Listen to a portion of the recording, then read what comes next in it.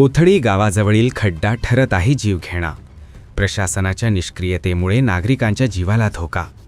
मुक्ताईनगर तालुक्यातील कोथळी गावाजवळ मोठा खड्डा नागरिकांच्या जीवावर उठलेला प्रश्न बनला आहे.